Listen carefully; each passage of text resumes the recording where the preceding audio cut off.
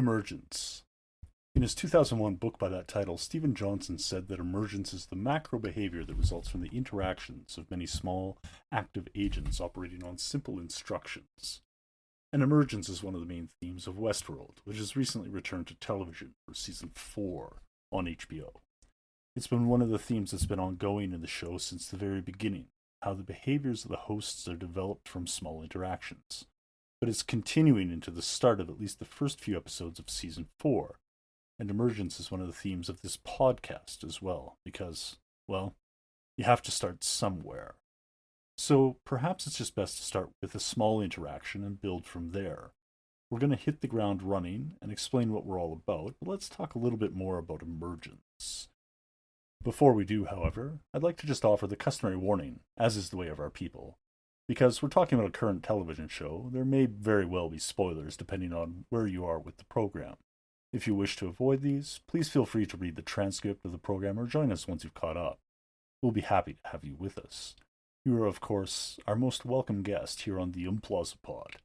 I'm your host, Dr Implausible, and I'm so glad you could join us. This podcast is ultimately about my research interests, which is about how art, science, and technology influence each other and are inextricably intertwined. So we'll often end up talking about pop culture or new and emerging technologies, and as we go exploring, we'll see where that path takes us. But for now, let's get back to Westworld, and against all advice of the Old West, I'll show my hand early and put all my cards on the table, because with the close of Season 4, Episode 2, I found I was really liking this show again. I thought it was one of the most interesting episodes of television I'd seen in the last several years. And with the last 5 minutes of the show, how they brought the close of the episode full circle with the very beginning of the series, I felt that they had created a through line that drew all the arcs and paths together into a cohesive whole. And that through line has ties to other properties as well, including ones worked on by Jonathan Nolan, like Person of Interest, other properties by HBO like Oz, as well as other titles within science fiction and popular culture. The Oz timing might not be as obvious, but it speaks to the dramatic urgency that took place during the show, and to that present on other HBO shows as well, like Game of Thrones. Within Oz, there was a number of different factions, and each of the characters had motivations about how they related both to the factions as well as within them.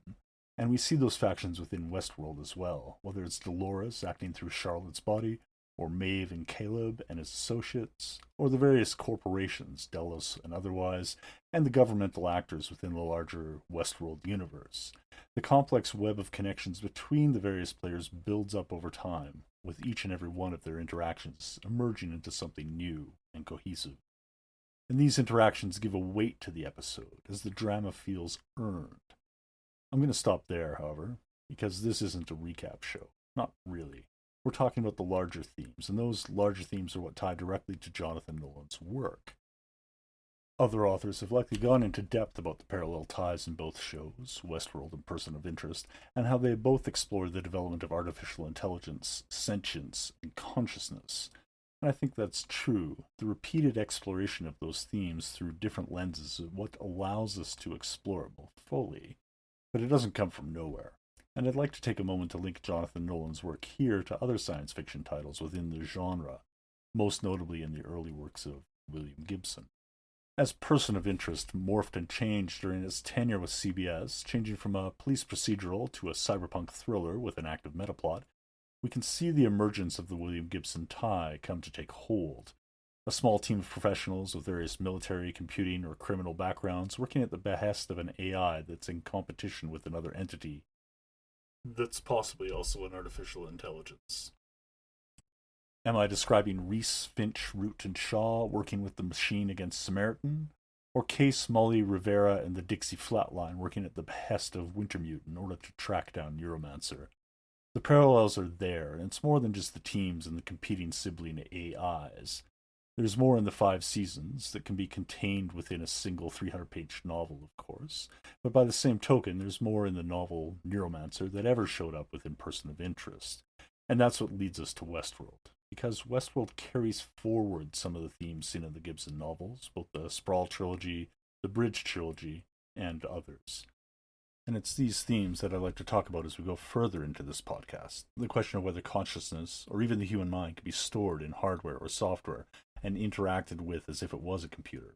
And if so, will that consciousness grow and change and develop? Or is it static and trapped forever? And this brings us back to Westworld once more. Now, Westworld, the series, is based on the 1973 film by Michael Crichton and its follow-up, Future World, and the parallels are there with the current series, but as I'm arguing, the parallels are just as strong with other science fiction properties that have been produced since, and the current series represents an exploration of consciousness, AI, and sentience that can be found in much of Jonathan Nolan's work. And we're left wondering how it's going to emerge. Now, the concept of emergence that I mentioned at the beginning of the episode did start with Stephen Johnson, but he did manage to bring together a number of the various threads that were really extant within academic research and discussion at that time. As I take a quick step over to Dr. Implausible's bookshelf, there's a number of titles that are directly relevant. In the mid-90s, there was 3 or 4 books that were critical to the ongoing discussion on emergence. And those books include Stuart Kaufman's At Home in the Universe, Daniel Dennett's Darwin's Dangerous Idea, Kevin Kelly's Out of Control, and N. Catherine Hale's How We Became Post-Human. And they talked about a host of interrelated topics, including self-organization, complexity, evolution, consciousness, and biological, mechanical, and social systems. As we proceed with this podcast over the duration of Westworld Season 4, we'll take a look at those books in turn, either with the episode recap or interpolating them in between the episodes, depending on how things go. So we'll get back to those in a little bit. They're directly relevant to, I think, a deeper understanding of what's going on in the narrative of Westworld. For now, let's define a couple of our terms. When we're talking about emergence, I think the best way to do it is just to think of what happens when we have the accumulation of multiple small events. And there's a couple different ways to think about emergence. There's some examples that we might use to visualize it. The first one is more artistic. If we take a piece of paper and put it on a table and a pencil and hold it above the page and drop it, each time that pencil lands, it's going to leave a mark on the page. If we do this repeatedly over time, with no intentionality about where that pencil might land, over time, those dots will end up forming a larger picture. This is similar to the artistic style of pointillism, even though they don't do that to make the artwork usually. But those collection of dots are going to form some form of pattern that we might see. It's an image that arises to us out of the arrangement of dots on the page. And so this can be seen as how the many small interactions can accumulate to form a larger picture. This printing method is very similar to what we used to see on newspaper images and photographs, as well as within fax machines and even our inkjet printers. They all used a collection of little dots on the pages to reveal the larger picture. The second method that we can use to think about this is to look at the actual activity that's engaged in by small insects like ants and termites. Each individual insect that's part of the colony will engage in a behavior that benefits the colony as a whole. And the accumulation of these behaviors, whether it's moving a grain of sand or moving around food or other workers, clearing out dead bodies, the host of activities that the ants or termites engage in will, over time, build up to reveal these massive structures, the colonies, the hills, the hives, that the insects develop over time. These processes, these natural analog processes, don't have the straight line precision that we've come to associate with our technological instruments and computer programs, but they still manage to occur with regularity and frequency. But the minor variations allow for some unpredictability. Within Westworld, this can be seen in the reveries that were programmed into the responses that were part of the host's scripts. The minor variations that are built on the memories of their past interactions that allowed the hosts to have a little bit more agency, or the simulation of reality, the semblance of consciousness that the hosts project to the guests. When built up over time, we can see that this is what directly led to the awakening of some of the hosts, including Dolores and Maeve. And this idea that the algorithmic complexity that the hosts have is directly what leads to the emergence of consciousness has ties back to the research as well. Within Stuart Kaufman's book, At Home in the Universe, he gives us the idea that evolution is an incompressible algorithm, can't get any more dense than it is. And these theories of computation link directly into the idea of emergence. He says, commonly we can express the idea of emergence with the sentence that the whole is greater than the sum of its parts. One of those provocative questions that lead us wondering, well, what more could there actually be? The other way to think about it is the idea that if you're going to calculate A plus B, you need to include not just the A and the B, but also the plus, and probably the spaces around it as well. This would be the sum of all those parts. And even then, it's the interactions between all those parts together that are included within that algorithm that give us those emergent properties. So it's more than just the parts. It's more than just the sum. It's everything included and more. It's how they interact. Kaufman goes on to describe how life is an emergent phenomenon. And I'm going to read the passage in full because I think it really clearly captures what we mean by emergence.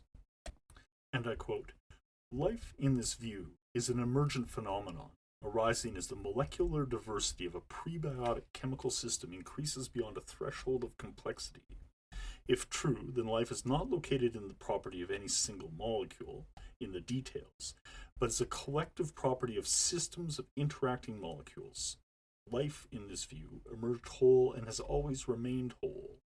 Life, in this view, is not to be located in its parts, but in the collective emergent properties of the whole they create.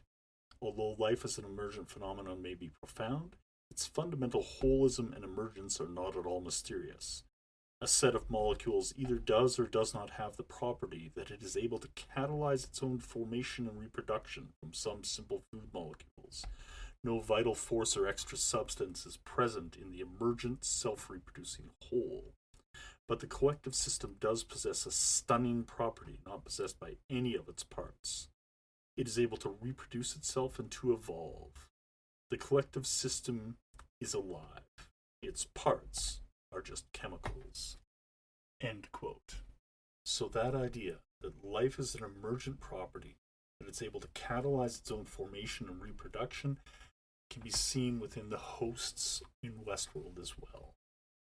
It has been an ongoing theme throughout the series, beginning with the maze in Season 1 and working through till now, Season 4, Episode 2. As Maeve and Caleb board a train that takes them to a new destination, though echoing many familiar tropes. We return once more to the theme park, where the stories originally began. And with that, I think we'll wrap up and look forward to what episode 3 of the series will bring us. Before we go, I'd like to lay out what the framework for this podcast is going to be going forward. For the next 7 weeks or so, during the duration of the airing of Westworld Season 4, we'll be posting up short weekly episodes like this one, to the best of my ability. Again, this isn't really a recap show. We're looking at the larger themes and elements of the narrative and tying them to other elements within pop culture and science fiction, as well as technology. We'll be bringing in some additional information from academic literature that's relevant to the ongoing themes of the series. Mostly we'll be drawing from elements that are already extant on my bookshelf, but if we have to do a deep dive, we will. And if the need arises, or time or space warrants it, we may devote single episodes to those texts, and possibly to touching on Season 1, 2, and 3 of the show as well. But the podcast is not tied to the show. It was merely the spark that provided the catalytic event that got this podcast rolling, that allowed it to emerge. Once the season wraps up, we'll begin looking at several other arcs that are relevant to my research interests and the overall themes of the podcast. This will include areas that I've researched in the past, including virtual reality, memetics, science fiction, technology and its development, game studies, including both analog and digital gaming.